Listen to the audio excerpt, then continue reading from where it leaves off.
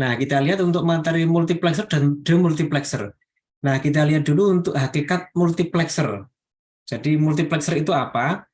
Nah, ini di sini sudah dijelaskan dan sudah juga ada contohnya ini ya. Sudah ada contohnya misalnya pada sistem modern home stereo system ini kan. Jadi nanti pada sistem tersebut ada beberapa masukan, misalnya ada compact disc, ada tuner, kemudian ada input yang lain dari DVD. Nah, nanti outputnya satu. Nah, berarti dari beberapa input itu kita bisa melakukan switch atau melakukan pensaklaran mana yang nanti akan kita berikan ke output. Nah, itu arah multiplexer itu seperti itu. Nah, ini kalau kita lihat di bagian diagramnya, ini merupakan bagian diagram untuk multiplexer. Jadi multiplexer itu nanti bisa mengirimkan data dari beberapa sumber ini ya. Sumbernya I0, I1 sampai ke INM1 ke tujuan itu melalui satu jalur transmisi saja. Nah, ini kan jalur transmisinya kan cuman satu ini jalur transmisinya. Nah, berarti di sini multiplexer itu nanti akan memilah input mana yang nanti akan diberikan atau diteruskan ke output. Sebagai contoh ini, kalau dalam posisi seperti ini kan saklar ini ke atas. Nah, berarti input dari I0 nanti akan keluar ke Z. Nah, di lain waktu nanti bisa saklar ini kita pindah ke sini. Nah, berarti nanti dari I1 nanti keluar ke Z. Di lain waktu nanti saklarnya bisa kita pindah ke sini. Dan seterusnya sampai nanti di posisi yang paling bawah. Berarti kalau saklarnya ke sini, berarti nanti dari data yang paling bawah ini, dari saluran paling bawah nanti akan dikeluarkan ke Z. Nah, berarti kita bisa memilih, ya, bisa memilih seperti ini. Nah, pemilihan ini itu bisa kita set manual. Jadi kalau tadi pada itu ya dicontoh di bagian atas ini kan. Nah, ini pada home stereo system itu kan nanti ada input dari tape, ada CD, radio tuner atau input yang lain. Ini nanti kita bisa pilih. Kalau tape ya tape saja, kalau CD CD saja, kalau tuner tuner saja gitu. Nah, tapi selain itu nanti multiplexer juga nanti saklar ini bisa digerakkan secara otomatis. Jadi nanti akan dipilih secara otomatis dan berurutan. Misalnya dari I0, kemudian I1, I2, I3 terus gitu. Jadi ini muter gitu. Jadi ini kan 0, 1, 2, 3, 4, 0, 1, 2, 3, 4 dan seterusnya seperti itu. Nah, jadi saklar di sini itu bisa manual kita pilih atau bisa otomatis nanti ini akan berputar, seakan-akan berputar gitu ya. Nah, kalau ini kita pilih secara manual, berarti kita memasukkan input di sini. Contoh pada multiplexer yang tadi di contoh ini, ya, modern home system itu. Nah, itu kita bisa pilih input. Misalnya kita memilih input nomor 1 atau nomor 0 dari kaset, nomor 2 dari nanti lain waktu kita menggunakan dari nomor 1 dari CD. Lain kali menggunakan nomor 2 dari tuner misalnya seperti itu. Nah, kita cukup memilih dengan menggunakan saklar. Nah, saklar itu nanti akan menentukan mana yang kita pilih. Nah, sesungguhnya saklar itu sebenarnya kita memasukkan select atau masukkan address ke switch rotary ini. Contoh kalau ini berarti nomor 0, ini nomor 1, ini nomor 2, nomor 3, ini nomor 4. Nah, berarti di sini sesungguhnya kalau kita memilih, itu kita memasukkan nomor-nomor ini. Nomor 0, 1, 2, 3, 4. Gitu. Nah, kalau nomor 0, 1, 2 itu berarti kita memberikan identifikasi input dalam bilangan desimal. Kalau dalam bilangan biner ya berarti ini 00, ini 01, ini 02, ini 10, kemudian 11 dan seterusnya gitu ya. Nah, seperti itu. Nah, itu prinsip kerja multiplexer seperti itu. Jadi di sini kita mempunyai banyak input dan kita nanti bisa memilih satu di antara banyak input itu untuk kita teruskan ke output. Jadi saklar multiplexer ini memilih input dan meneruskannya ke output. Memilih input dan memasukkan sinyal input ini ke output. Jadi dia hanya switch, dia hanya berfungsi untuk meneruskan saja. Nah, bentuk fisiknya ini bisa merupakan saklar fisik seperti ini, atau bisa menggunakan gerbang logika kalau yang mengalir ini merupakan data digital. Nah, salah satu contoh multiplexer ya itu ada di bagian agak ke bawah itu. Nah, ini contohnya, ini contoh multiplexer yang inputnya ada 8, kemudian outputnya ada 1. Nah, kita lihat dulu ini tabel kebenarannya ya. Nah, ini tabel kebenarannya. Ini merupakan salah satu jenis IC multiplexer 74 LS, atau ini aslinya 74151. Kalau yang seri TTL ya berarti 74 LS 151, 74 ALS 151. Kalau yang menggunakan seri CMOS ya berarti 74 HC 151 atau 74 HCT 151. Nah, ini table-nya, tabel kebenarannya. Jadi ini tabel kebenaran, kemudian yang sebelah kanan ini IC-nya. Nah, kemudian ini ada input, ini ada output. Ini inputnya ada 8 yang diberi nomor 0 sampai 7. Kemudian outputnya ada 1 yang utama, yang ini output kebalikannya. Nah, cara kerja multiplexer ini dapat dilihat di tabel kebenaran yang ada di sebelah kirinya ini. Nah, ini ada inputnya ada E, ini kaki enable, kemudian S ini merupakan switch-nya yang nanti digunakan untuk memilih mana input yang akan diteruskan ke output. Enable ini aktif rendah, ini ada tandanya, ada tanda ini ya, ada bar di atas atau tanda not, berarti ini indikasi ini aktif rendah. Di sini ini juga sama, ya, ada aktif rendah di sini, ini juga ada tanda aktif rendah. Nah, sekali lagi ini tidak semua datasheet bisa memberikan informasi sejelas ini ya. Jadi ini kadang-kadang di sini ditulis ada aktif rendah, ada not-nya, tapi ini tidak ada bundarannya. Ya, boleh-boleh saja ya. Atau mungkin ini ada bundarannya, tapi ini juga ini tidak ada tanda not-nya. Nah, tapi itu harus diwaspadai kalau ada bundarannya atau ini ada barnya, ada E kemudian ada garis di atas atau not E, ini berarti mengindikasikan ini inputnya ini aktif rendah. Dan ini berarti ini outputnya aktif rendah. Ini tandanya ada tanda bundarannya atau ada tanda not-nya di sini. Nah, ini enable aktif rendah. Berarti kalau ini kita buat enable, baru chip ini aktif. Ya. Ini enable-nya rendah. Nah, ini inputnya S. Kemudian nah ini baru nanti outputnya itu aktif. Tapi kalau enable-nya itu dibuat tinggi, apapun inputnya, ini enable itu tinggi, apapun inputnya itu sembarang, maka output, ya kalau yang outputnya ini tetap low, output kebalikannya tetap high. Nah, ini jadi kalau mau kita aktifkan, berarti enable harus diaktifkan, enable harus dijadikan rendah. Nah, ini contohnya, enable itu dijadikan rendah, inputnya dari saklarnya atau switch-nya atau select-nya itu 0, 0, 0. Berarti nanti ini ya, yang I0 itu keluar ke Z.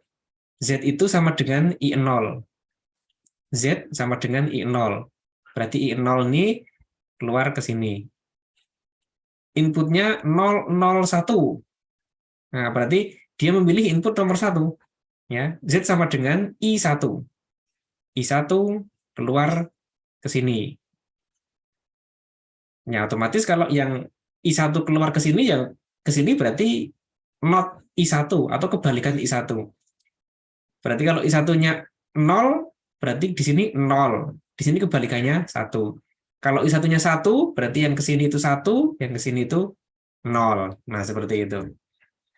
Nah, dan seterusnya seperti itu. Ini berarti select-nya ini dari 000, 001 sampai yang tertinggi 111. Kalau 111 berarti nanti Z akan mengeluarkan I7. 111 itu bilangan biner, kalau diterjemahkan ke desimal atau dikonversi ke desimal menjadi 7. Berarti I7 itu keluar ke Z. I7 keluar ke Z. Nah, itu. Nah, jadi di sini inputnya ada 8, nah itu diberi nomor 0 sampai 7, maka di sini select-nya itu dari 000 sampai 111. Nah, ini multiplexer IC itu seperti itu.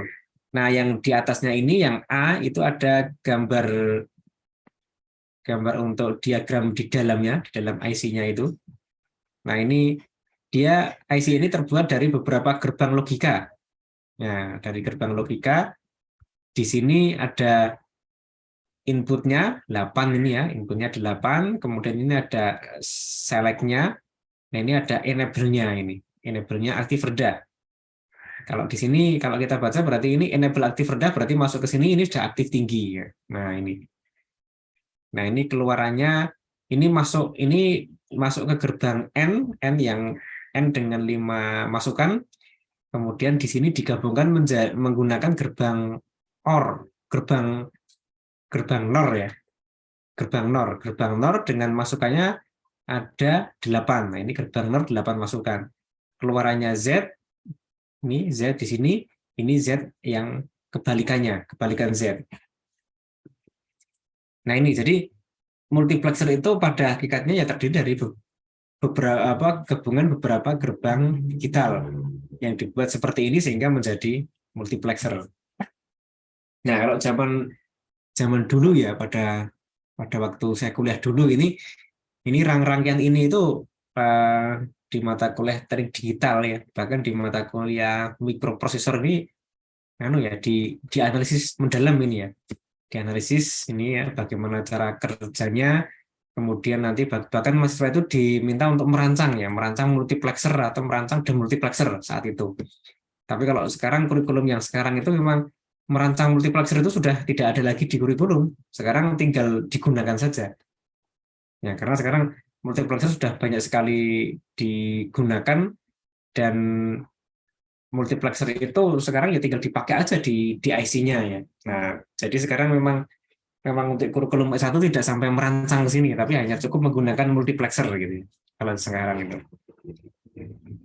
Nah, itu multiplexer itu ya. Jadi ada 8, kalau di sini contohnya ada 8 input. Nah, 8 input nanti dipilih salah satu untuk kemudian dikeluarkan ke sini. Nah, sekarang lawannya multiplexer adalah demultiplexer. Nah, demultiplexer itu ada di bawahnya itu. Nah, kalau tadi itu saklarnya itu dari banyak input ke satu output, nah sekarang dibalik. Tadi ada banyak input ke satu output, sekarang output ini dikembalikan ke banyak. Nah, jadi output ini dikembalikan menjadi banyak pihak nanti yang menerima data. Nah, jadi di inputnya tadi kan sebenarnya kalau di diagram ini ya, di diagram ini tadi itu kan inputnya kan sebenarnya kan ada 4 inputnya. Nah, ini inputnya ada 5 ya. Inputnya ada 5. Semua pihak dari input ini, dari I0 sampai ini, itu mau mengirim data. Tapi mengirim datanya itu lewat satu jalur. Nah, maka ini harus digilir. Harus digilir dari I0, I1, I2. Jadi yang mengirim data itu bergantian. Yang mengirim data bergantian. Sehingga di sini outputnya nanti akan berisi ya data dari I0, I1 sampai IN-1 secara bergantian. Jadi ini banyak input mau mengirim data tapi mengirimnya lewat satu jalur. Nah, ini dapat terselenggara menggunakan multiplexer. Nah, kalau multiplexer itu kebalikannya. Jadi ini seakan-akan ini merupakan bagian penerimanya. Nah, ini bagian demultiplexer dari hasil pengiriman data tadi, ini data diterima, kemudian dibagi lagi kepada pihak nanti yang berkepentingan. Kalau tadi ada 5, berarti ini juga ada 5 di sini. Ini dikembalikan. Mestinya nanti dari input nomor 0 dikembalikan ke output nomor 0. Input nomor 1 dikembalikan ke output nomor 1. Input nomor 2 dikembalikan ke output nomor 2. Dan seterusnya nanti. Nah, jadi ini pihak yang mengembalikan ke semula. Jadi ini kan sebenarnya itu kan kalau di kehidupan kita ya ini Ini multiplexer itu juga banyak sekali digunakan ya. Contohnya kalau pada sistem pengiriman paket ini ya, ini kan ada banyak paket, nanti ada berbagai pihak itu ingin mengirim paket. Nah, paketnya nanti dimasukkan ke satu box itu baru dikirim sama-sama gitu kan. Nah, kemudian nanti sampai di tujuan, nanti juga diterima boxnya, nanti baru dibagi-bagi ke pihak yang menerima. Nah, ini hampir sama seperti itu. Cuman di sini, kalau di sini ini pengiriman data ini terus ya. Pengiriman data ini dapat berlangsung terus-menerus di sini ya. Sehingga nanti saklar ini nanti dapat berputar terus nanti ya. Dari ini akan menyalurkan ke pihak 0, ke pihak 1, pihak 2, pihak 3, sampai pihak N-1. Nah, untuk rangkaiannya itu demultiplexer itu bisa menggunakan rangkaian yang hampir sama ya. Hampir sama, yaitu menggunakan gerbang logika seperti ini. Nah, ini contoh gerbang logika untuk demultiplexer ini ya. Nah, ini dari satu input, ini inputnya, kemudian di sini ada S-nya, ini untuk switch. Nah, ini saklarnya ini yang memilih nanti input yang bersesuaian, kemudian nanti dikembalikan ke output. Jadi data dari sini nanti akan dipilih masuk ke sini, masuk paling atas, masuk ke O1, ke O2, nah, dan seterusnya seperti itu. Nah, jadi di sini saklar demultiplexer ini itu membagi-bagi input, membagi-bagi data yang diterima itu kepada output nanti yang semestinya, kepada pihak output yang semestinya dari I0 sampai I7. Nah, kalau kita lihat IC-nya itu bisa menggunakan IC demultiplexer atau decoder. Jadi demultiplexer dan decoder ini kan sebenarnya kan sama ya. Demultiplexer atau decoder. Decoder itu juga sama seperti dapat dioperasikan sebagaimana demultiplexer. Ini ada inputnya, ada select, kemudian ini ada outputnya. Nah, ini rangkaian, ini merupakan IC-nya ya, 74. Kalau yang seri TTL berarti 74138, 74LS138, 74ALS138. Kalau yang seri CMOS berarti 74HC138, 74AHC138, misalnya seperti itu.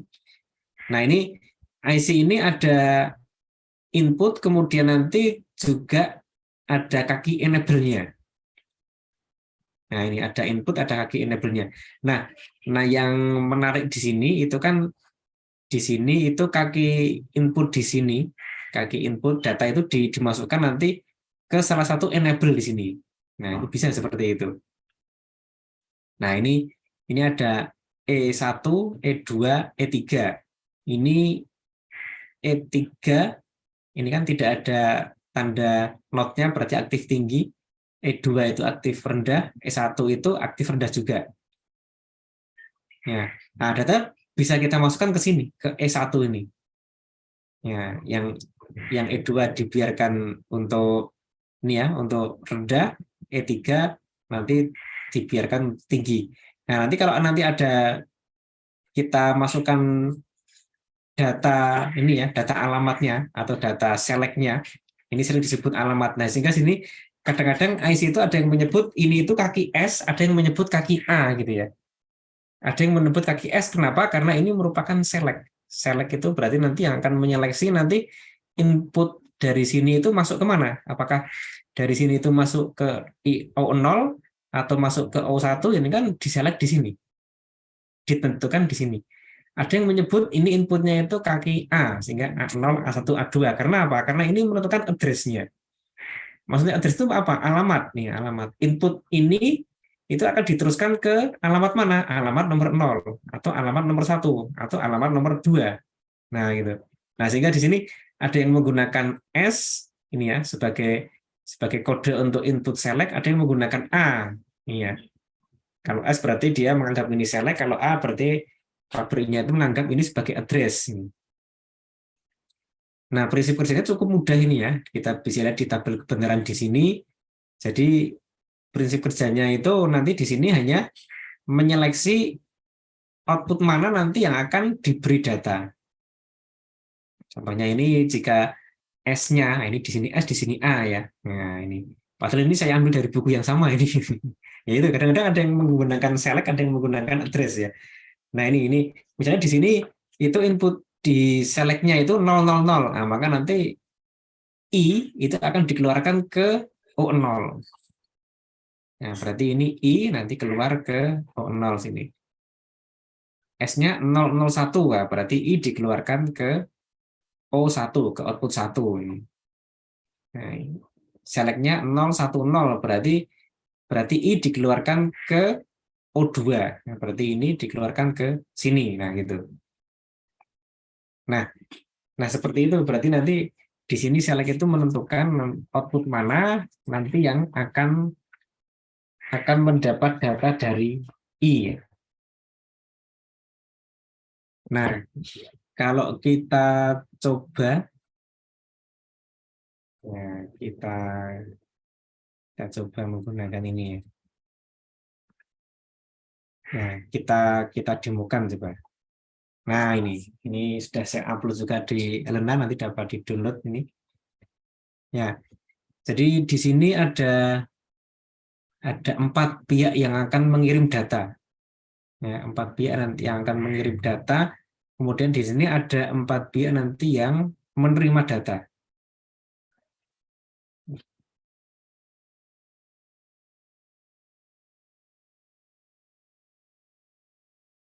Ya, nah di sini yang pertama itu switch-nya ini itu di posisi A.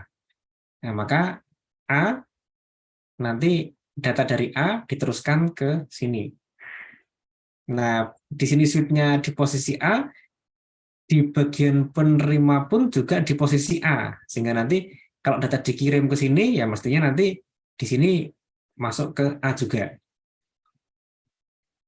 Nah, kalau nanti switch-nya bergeser ke posisi B, nah nanti di sini juga mestinya ke posisi B. Coba ini. Nah, di B juga di B, di C juga di C, seperti itu. Nah, jadi ini switch ini akan selalu berputar gitu ya, sehingga antara switch demultiplexer dan demultiplexer itu harus sinkron. Sehingga jika nanti di sini mengirim A, nanti di sini masuk A juga. Di sini mengirim B, maka B-nya nanti akan masuk ke sini. Ini kalau kita jalankan, ini ya. Nah, ini B, C, D, ya, ini berputar terus seperti itu, ya, berputar terus seperti itu. Nah, sehingga nanti pada saat data itu sampai di sini, ya ini kita anggap ini menempuh perjalanan yang cukup panjang ya. Nah, sehingga nanti pada saat data itu sampai di penerima, nanti A ini mestinya nanti juga akan masuk ke A yang atas ini. B juga masuk ke B. Nah, ini A masuk ke A, Oke, B masuk ke B, C masuk ke C, D juga masuk ke D. Nah, seperti itu. Nah, seperti terus menerus seperti itu. Ya. Nah, ini prinsip multiplexer dan demultiplexer itu seperti itu ya. Nah, yang dicatat di sini di sini kita menggunakan contoh yang inputnya ada 4 ya. Jadi ada 4 pihak yang akan mengirim data. Nah, di sini yang harus kita catat juga bahwa tidak semua data itu tersedia ini ya. Misalnya pihak A ini nanti akan mengirim 5 data, B itu hanya mengirim 3 data, C itu akan mengirim 4 data, D itu mengirim 5 data. Nah, sehingga data itu nanti yang dikirim tidak akan sama. Nah, itu bisa terjadi seperti itu. Nah, seperti itu. Sehingga nanti contohnya ini ya, ini datanya masih utuh. Ini masih lengkap, ini masih lengkap semuanya. Nah, kemudian B sudah habis, nah maka yang B-nya nanti kosong. Nah, B-nya kosong. Tapi space untuk B tetap ada ini. Nah, ini. Space untuk B tetap ada. Bahkan nanti pada saat nanti sudah di bagian akhir ini ya, yang mengirim data tinggal A dan D. Nah, tapi space untuk B dan C tetap ada. Nah, ini ya. Yang terakhir ini yang mengirim data hanya A, tapi space untuk B, C, D masih ada. Nah, ini cara pengiriman data seperti ini itu sering disebut dengan synchronous time division multiplexing. Jadi ini multiplexer nanti yang digunakan untuk memultiplex data atau mengirimkan data yang banyak menggunakan satu jalur. Multiplexer itu kan intinya kan dari multi menjadi tunggal. Demultiplexer dari tunggal menjadi multi. Multiplexing itu berarti proses untuk menjadikan dari multi ke tunggal. Nah, itu. Nah, di sini itu ini ya pihak A, B, C, D. Nah, ini pihak A, B, C, D itu berarti menggunakan jalur ini secara bergantian atau dibagi-bagi waktunya. Nah, maka ini disebut dengan time division multiplexing. Multiplexing yang menggunakan pembagian waktu, time division multiplexing ya. Multiplexing yang menggunakan pembagian waktu. Kenapa? Berarti ini kan jalurnya kan dibagi-bagi. Contoh ini ya. Nah, ini pada saat awal jalurnya ini didedikasikan atau diberikan ke A. Kemudian saat berikutnya diberikan ke B. Nah, ini berarti B mengirim data. Saat berikutnya ke C ini kan. Nah, C mengirim data. Saat berikutnya D mengirim data. Nah, ini bergantian seperti itu. Nah, di bagian demultiplexer itu juga waktunya dibagi-bagi. Pada saat ini multiplexer ini menunjuk A untuk mengirim data, maka di demultiplexer nanti dia harus menunjuk A sebagai penerima datanya. Kemudian di sini B, nah ini ya, B mengirim data, maka demultiplexer nanti menunjuk B ini sebagai pihak yang menerima data. Dan seterusnya seperti itu. Jadi time division multiplexing itu berarti multiplexing atau penjamakan ya, dalam bahasa Indonesianya penjamakan itu berarti dari jamak ini dijadikan satu jalur. Nah, ini satu jalur ini kan sebenarnya kan isinya kan jamak. Jamak tapi nanti dibagi-bagi menurut waktu. Waktu pertama untuk A, waktu kedua untuk B, ketiga untuk C, keempat untuk D. Nah, ini ya, berarti ini yang data yang dikirim A, B, C, D.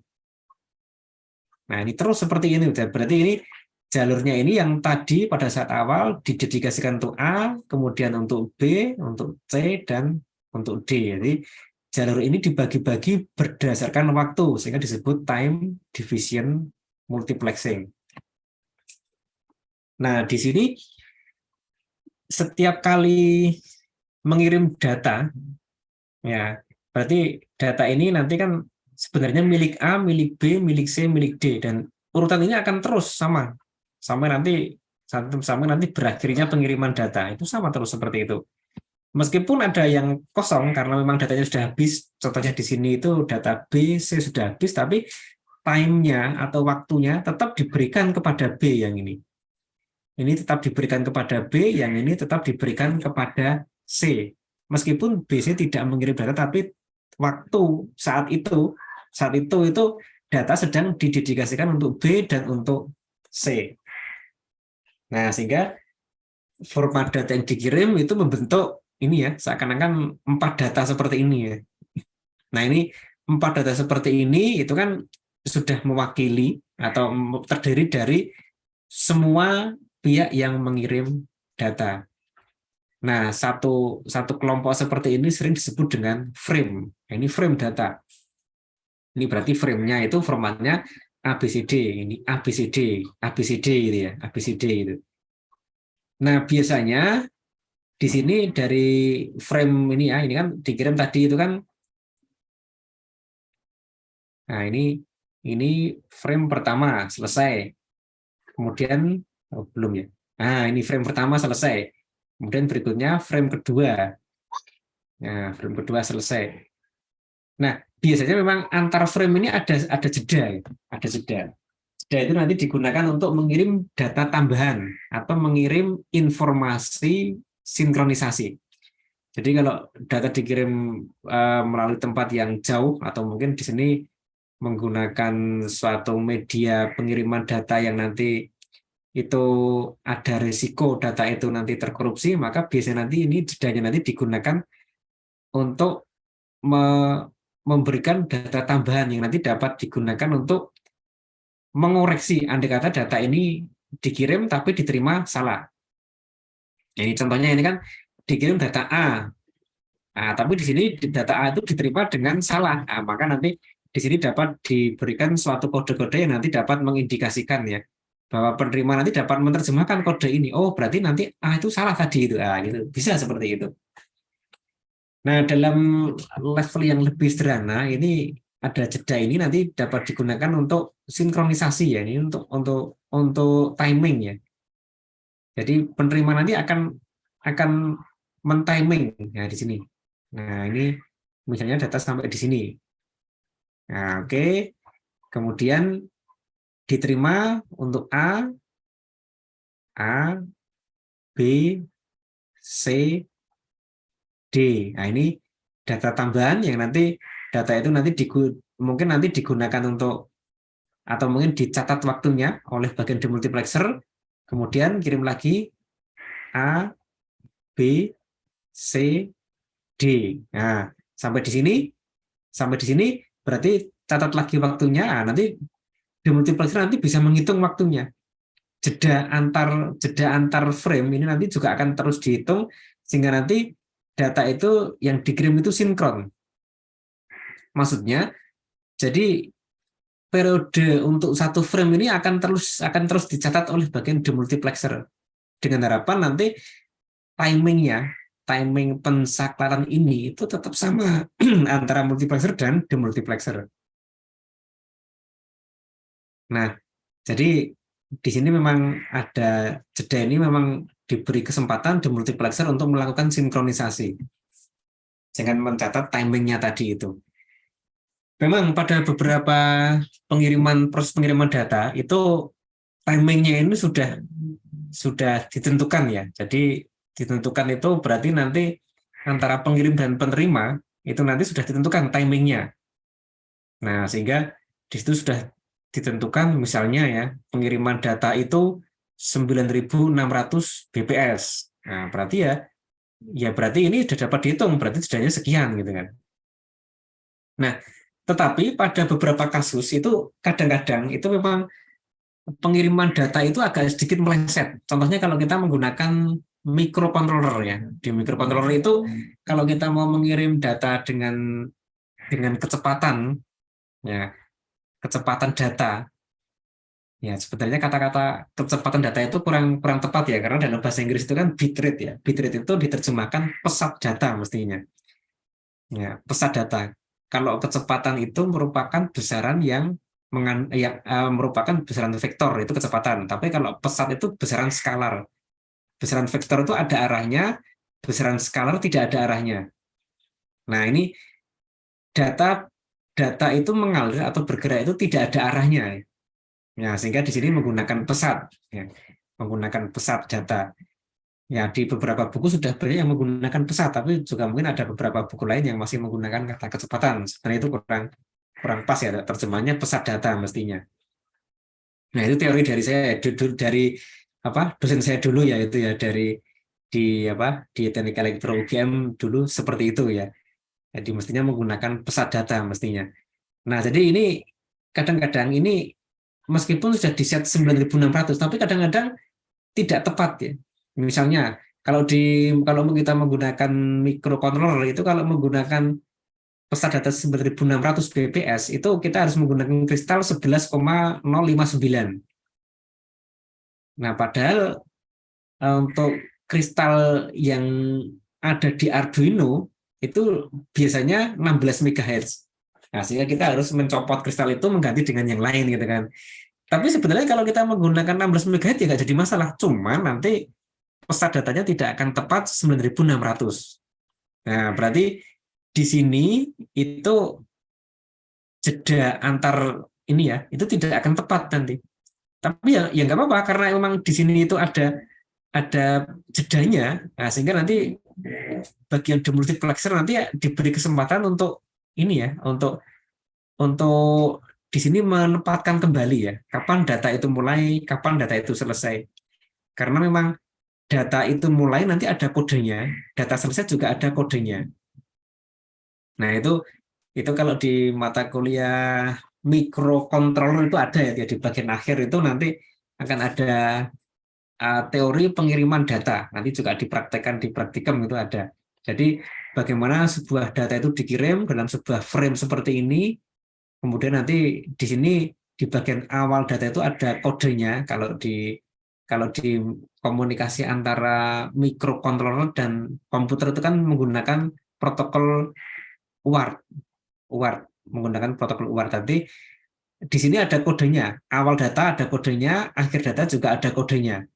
Nah, sehingga di sini andai kata nanti di bagian pengirim itu nanti pesat datanya itu sedikit menyimpang, nah nanti bagian terima itu kadang-kadang masih bisa menerima dengan benar. Ya, tapi tentunya ada toleransinya ya. Kalau pesat data itu errornya sekitar 2% itu masih bisa. Tapi kalau di atas 5% nanti di sini sudah banyak errornya nanti ya. Kenapa? Karena timingnya tidak sama di sini. Nah, itu. Jadi di sini ada jeda itu digunakan diantaranya yang paling sederhana untuk mensinkronkan lagi data itu sehingga nanti dapat diterima dengan benar. Tapi nanti berikutnya yang lebih kompleks nanti di antara data ini, itu di antara frame itu nanti dapat disisipkan kode-kode yang nanti dapat digunakan untuk mengoreksi. Maksudnya bagaimana? Ini kan bagian pengirim itu mengirim data seperti ini. Nah, mengirim data ya. Tapi nanti di sini itu kan andai kata perjalanan data ini mengalami noise ya, ada noise yang masuk, kadang-kadang data diterima dengan salah di sini. Nah, ini begitu nanti masuk A, ini ya masuk A, B, C, D. Nah, nanti setelah satu frame selesai nanti akan ada informasi yang nanti dapat digunakan untuk penerima itu nanti untuk mengecek kembali A, B, C, D itu sudah benar belum. Nah, biasanya informasi tambahan itu kalau pada pengiriman menggunakan protokol UART itu menggunakan bit paritas. Ya, bit paritas. Dengan bit paritas nanti dapat dicek secara sederhana. Oh, data yang dikirim di A, B, C, D ini benar. Oh, data itu salah. Gitu. Nah, itu bisa seperti itu. Nah, proses koreksi yang lebih canggihnya itu bisa menggunakan CRC. Nah, kalau menggunakan CRC itu andai kata data yang di A itu diterima dengan salah, ya maka di sini ada algoritma untuk membetulkan. Ya, A yang betul itu seperti ini, B itu yang betul seperti ini. Nah, sebenarnya bagian penerima kan tidak tahu ya data aslinya seperti apa, tapi karena ada algoritma itu maka dia bisa memprediksi A itu yang benar seperti ini, B yang benar seperti ini. Nah, itu. Nah, sehingga kalau pada itu ya, pada waktu kita download file itu kan kadang-kadang kita mendownload file dari internet kok tiba-tiba di situ ada kode data corrupted gitu ya. Nah, data corrupted itu belum kok tahu dari mana? Wong kita kan sebagai penerima data kan nggak tahu yang aslinya, tapi kok ada komentar data corrupted. Komputer ini taunya dari mana kok corrupted gitu ya. Nah, itu maka ini sebenarnya itu ada informasi tambahan ya di sini itu. Pada saat data itu diterima, ada informasi tambahan yang paling sederhana menggunakan bit paritas, yang lebih kompleks menggunakan CRC itu ya. Nah, itu nanti dapat diketahui data itu yang diterima itu benar atau salah. Bahkan pada tingkat yang lebih canggih lagi, data yang diterima salah nanti dapat diprediksi yang benar seperti apa. Nah, itu. Nah, itu kalau di kuliah itu untuk koreksi data itu nanti secara sederhana dapat dipelajari di mata kuliah komunikasi data itu ada ya, tapi hanya sederhana ya. Sehingga nanti ya paling nggak penerima ini tahu ya data yang diterima ini salah ataukah benar. Nah, itu prinsip multiplexing seperti itu ya. Dan multiplexing itu nanti itu banyak banyak digunakan ya. Contohnya kalau kita menggunakan sekarang di sini menggunakan televisi digital itu kan juga sebenarnya menggunakan multiplexing gitu ya. Menggunakan multiplexer di bagian pengirimnya, nah di sini di bagian penerima televisi menggunakan multi demultiplexer. Di bagian pengirim itu akan memultiplex sinyal 4 dari stasiun televisi ke satu kanal, ke satu frekuensi, nanti diterima dikembalikan ke 4 lagi. Nah, sehingga sebenarnya kalau kita mentuning itu kalau kita mendapat suatu frekuensi ya sebenarnya kita langsung mendapat 4 channel ya. Ya, tapi memang kadang-kadang ada channel yang ada yang kosong memang ya. Nah, itu sehingga kalau kadang-kadang kalau di daerah tertentu yang kurang bagus sinyalnya itu mungkin kalau sinyalnya jelek, nah itu empat-empatnya jelek semua. Kenapa? Karena ini kan cuma satu, sebenarnya ini kan satu frekuensi. Satu frekuensi, empatnya kalau jelek ya berarti 4 channel ini jelek semua. Nah, itu kadang-kadang seperti itu kadang-kadang. Nah, itu jadi di sini aplikasi multiplexing itu memang banyak sekali. Kalau di sini ini kan yang kita contohkan ini yang dikirim itu data digital di sini ya. Yang dikirim data digital, tapi nanti di kenyataan nanti di sini dapat ditumpangkan ke sinyal analog atau dimodulasikan ke sinyal analog. Sehingga meskipun di sini itu yang dikirim itu data digital, nanti masuk ke sini itu kalau untuk pengiriman ke jarak yang jauh itu kadang-kadang dilakukan modulasi sehingga ditumpangkan ke sinyal analog, kemudian di sini baru didemodulasi menjadi digital kembali, kemudian baru dibagi menggunakan demultiplexer. Nah, seperti itu. Nah, kemudian multiplexing ini juga nanti ada beberapa beberapa jenis ya. Kalau ini kan multiplexing dengan pembagian waktu. Berarti ini kan satu jalur tapi waktunya yang dibagi-bagi. Nah, kalau di komunikasi analog nanti ada yang frekuensi division multiplexing. Berarti nanti multiplexing tapi menggunakan pembagian frekuensi. Nah, itu nanti ada di kalau di kuliah di mata kuliah teknik Telkom dan nanti di elektronika Telkom juga ada nanti. Nah, itu saya kira konsep multiplexer dan demultiplexer itu seperti itu, kemudian proses pengiriman data itu seperti itu. Nah, ini contoh yang menggunakan synchronous time division multiplexing ya. Nah, berarti ini antara pengirim penerima harus sinkron terus ini. Harus sinkron terus. Kemudian format frame-nya juga sama terus ini ya. Dari ABCD terus seperti itu.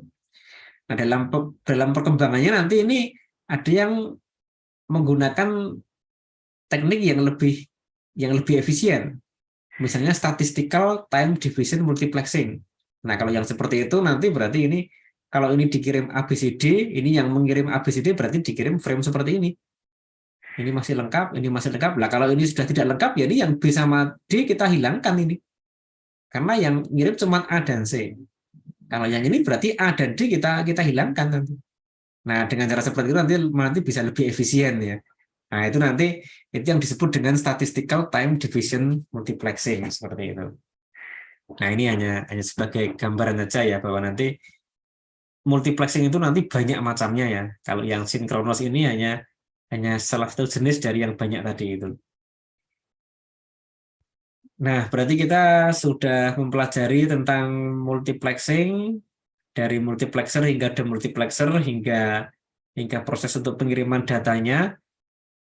Kemudian, nah ini kalau tadi kita sudah belajar teorinya, nah ini teorinya di diktat sudah ada seperti ini. Kemudian kita juga belajar tentang bagaimana simulasinya untuk multiplexing. Nah, ini kita coba kalau menggunakan rangkaian. Nah, ini di Elna juga sudah ada. Ini saya coba menggunakan Proteus. Ya, contohnya ini. Ini ada input 8 ya. Ada input 8, kemudian ini kan ini masuk ke sini, ini masuk ke sini ya. Ini biar kelihatan lebih lebih rapi ini kita buat konektor seperti ini ya sehingga tidak terlalu banyak jalurnya. Nah, dari input yang 8 ini kita gunakan untuk menghidupkan LED. Ini input yang 8 kita coba untuk menghidupkan LED. Nah, di sini LED-nya itu nanti akan menyala kalau ini kita tekan. Kalau ini kita tekan, itu kan ya coba kita coba di sini.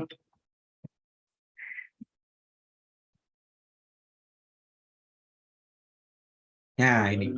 Jadi ini kita tekan LED-nya menyala gitu kan. Nah, tapi karena yang namanya demultiplexer itu atau yang namanya proses multiplexing itu jalurnya itu digunakan bergantian, maka LED-nya ini kan nyalanya kan gantian ini. Ya, jadi tadi kalau yang tadi ini jelas ini ya. Jadi ini kan kalau seperti ini. Ya. Nah, ini data masuk, kemudian data sampai di sini. Nah, ini A. Nah, maka ini A yang menyala kalau ini lampu ya. Kemudian B yang menyala, C yang menyala, D yang menyala seperti itu. Jadi nyalanya itu bergantian. Nah, di sini kelihatan kalau menggunakan rangkaian akan kelihatan seperti ini. Nah, ini kalau kita jalankan, ya ini yang kita hidupkan itu nah misalnya kita hidupkan yang atas dulu ya. Jadi kita matikan. Nah ini. Jadi karena proses saklnya itu berputar seperti itu ya. Ya saat dia mengenai nomor 1 berarti nomor 1 nyala. Tapi setelah itu kan dia gantian ke nomor 2, ke nomor 3, ke nomor 4. Nah, sehingga nyalanya akan bergantian seperti itu. Nah, misalnya seperti ini. Nah, ini kan kelihatan kalau bergantian. Nah, nah, nah ini akan bergantian. Karena memang jalur data itu hanya satu, maka yang dikirim itu bergantian. Dari data nomor 0, 1, 2, sampai yang paling bawah nomor 7 itu. Nah, sekarang proses penggilirannya ini ya tergantung dari frekuensi yang kita masukkan. Contoh, kalau ini kan kita menggunakan frekuensi berapa ini? 20 Hz. Ya. Kalau menggunakan 10 Hz nanti akan lebih terasa bergantiannya. Nah, itu. Nah, seperti itu. Gantian terus seperti itu. Nah, kalau kita menggunakan frekuensi yang lebih tinggi, otomatis nanti tidak akan terasa bergantian. Nah, biasanya kalau di atas 60 Hz itu nanti tidak akan kelihatan bergantiannya. Ya, ini kan cepat sekali ya. Ini karena kalau menggunakan prosesor yang lebih tinggi mungkin akan kelihatan ya tidak akan apa bergantian hidupnya, tapi seakan-akan hidup semua gitu kan. Nah itu, nah jadi sebenarnya multiplexing itu kan sebenarnya outputnya itu aktifnya itu bergantian, tapi tidak akan terasa. Karena apa? Karena proses penggilirannya ini sangat cepat seperti ini. Nah itu, nah ini nanti banyak digunakan itu terutama nanti untuk menghidupkan LED yang menggunakan dot matrix LED itu ya. Dot matrix LED itu kan sebenarnya LED-nya itu kan hidupnya bergantian. Tapi karena hidupnya itu karena penggilirannya ini cepat sekali sehingga tidak akan terasa. Nah ini sebenarnya proses untuk menghidupkan LED secara bergantian seperti ini. Contohnya ini 8 LED kita hidupkan seakan-akan bersamaan gitu ya. Nah, datanya ini ya 8 ada 8 buah data. Nah, maka kalau kita menggunakan multiplexing itu kita cukup menggunakan satu jalur transmisi. Bahkan nanti kalau inputnya ada banyak, ada 32, ya ini cukup menggunakan satu sudah cukup gitu. Nah, itu. Nah, cuman di sini memang permasalahannya, nah ini kan sebenarnya ini kan hidupnya kan bergantian ya. Ini baru terasa seperti ini kalau kita buat frekuensi yang rendah. Nah, ini. Nah, bagaimana biar membuat ini itu tidak bergantian gitu? Maksudnya bagaimana? Maksudnya nanti kalau kalau kalau kita hidupkan misalnya ya, kita hidupkan semuanya ya semuanya nyala. Kalau kita hidupkan ini yang nomor yang paling bawah kita matikan ya yang paling bawah mati, yang lainnya ya tetap hidup gitu. Kalau kita hidupkan satu saja, nah kita hidupkan satu saja ya berarti ya satu itu nyala terus mestinya ya. Jangan nyala mati seperti ini. Nah, ini kan nyala mati. Nah, itu kira-kira biar membuat ini nyala terus tuh bagaimana gitu. Nah, mungkin ini ya pertanyaan tapi mungkin ya sambil kita mengingat-ingat materi zaman dulu ya pada waktu kita bawa kuliah gitu ya. Nah ini bagaimana biar ini tuh menyala terus gitu ya. Ini kan yang kita nyalakan di nomor 1, tapi kenyataannya kan ini nyala mati. Biar nyala terus bagaimana? Kita hidupkan yang nomor 3.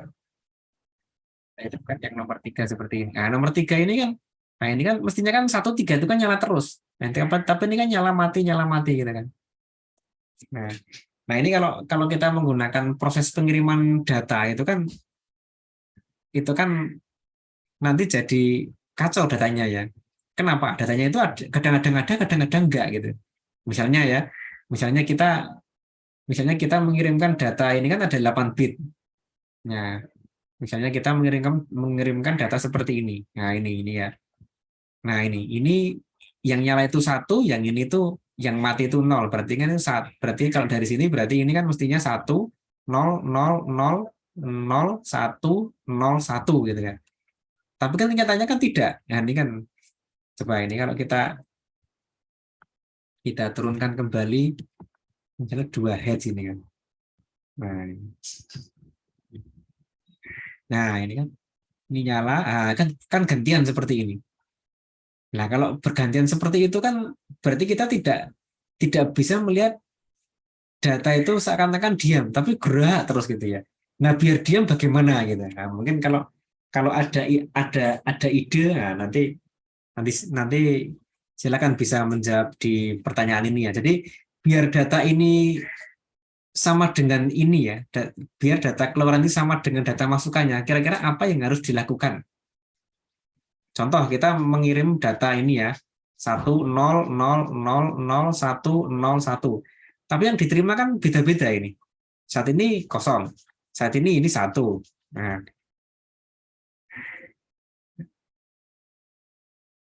Nah, ini 0. Nah, ini 1. Nah, kalau pada saat kita ngambil datanya seperti ini kan kita mendapat data 1 0 0 0 0 0 gitu. Kalau saat ini kita ambil datanya berarti kita mendapat data 0 0 0 0 0 1. Nah, kan nggak sama dengan ini. Nah, itu biar sama bagaimana ini biar sama?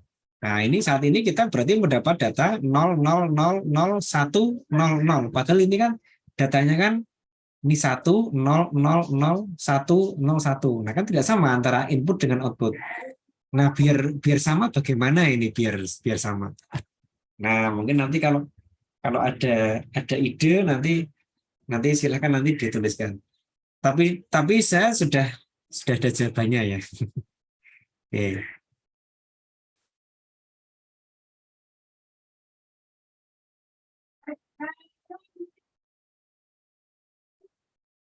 Nah, ini nanti silakan dicek ini. Ini data dari ADC, kemudian nanti dikeluarkan ke multiplexer, dikirim ke tempat yang jauh, kemudian masuk ke DAC. Nah, ini kalau kita simulasikan, nah kalau kita simulasikan, ini ini tegangan di sini, itu kan dari tegangan di sini dibaca oleh ADC, kemudian dikirim ke tempat yang jauh menggunakan multiplexer, berarti menggunakan satu jalur saja, diterima oleh demultiplexer, kemudian masuk ke DAC. Nah, jadi tegangan di sini itu sama dengan tegangan di sini yang terbaca ADC itu akan kembali menjadi tegangan yang sama di sini. Jadi tegangan dijadikan digital, data dikirim menggunakan satu jalur, diterima, dikembalikan ke analog. Nah, ini tegangannya sama. Ini kalau kalau kita ubah nanti akan sama, tetap sama. Tapi di sini memang agak agak terlambat nih ya. Contohnya ini 459 ini nanti akan berubah. Tapi memang butuh waktu ini untuk berubah. Nah, ini kan hampir hampir sama datanya. Nah, kalau kita menggunakan multiplexer dan demultiplexer, nah, tadi akan kacau seperti tadi itu. Kenapa? Karena data output itu nanti akan berubah saat datanya itu berubah. Padahal karena apa? Karena data yang dikirim itu kan satu-satu. Nah, nah, supaya nanti data yang diterima itu ditampilkan sama dengan data yang masuk itu bagaimana? Nah, itu nanti ya, jadi yang tadi itu kalau yang di sini, nah, bagaimana supaya tampilan di sini itu sama dengan di sini, tidak usah harus gantian gitu ya. Seakan-akan tidak gantian. Caranya bagaimana?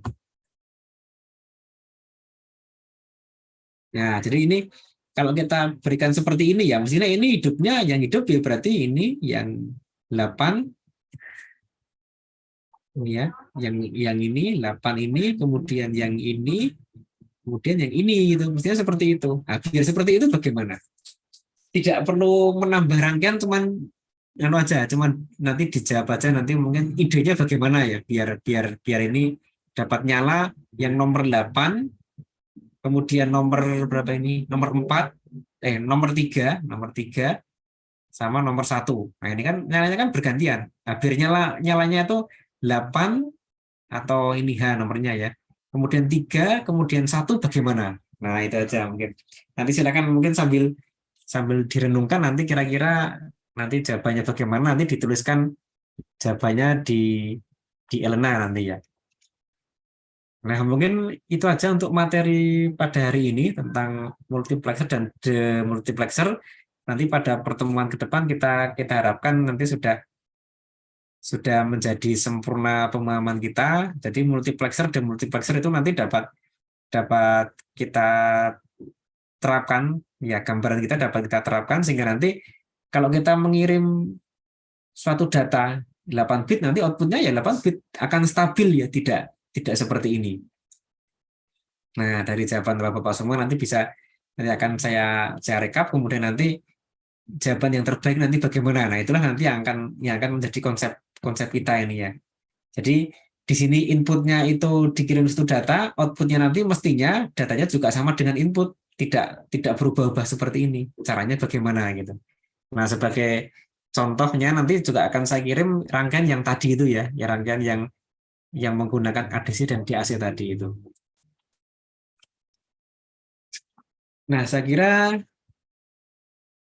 oh iya nanti di anu aja, soalnya tidak usah apa nanti saya upload soalnya saya tuliskan nanti nanti jawabannya berupa anu aja, berupa kalimat aja, suatu konsep aja. Mungkin oh saya kira-kira untuk menjadi seperti itu nanti ditambah rangkaian ini gitu aja. Tidak usah dibuat rangkaiannya ya, sehingga nanti kita hanya kira-kira itu seperti ini jawabannya gitu. Hanya dijelaskan aja gitu. Tidak usah dibuat rangkaiannya. Nanti saya tuliskan di Elena. Tadi kebetulan belum belum sempat saya tuliskan. Iya, nanti saya tuliskan nanti.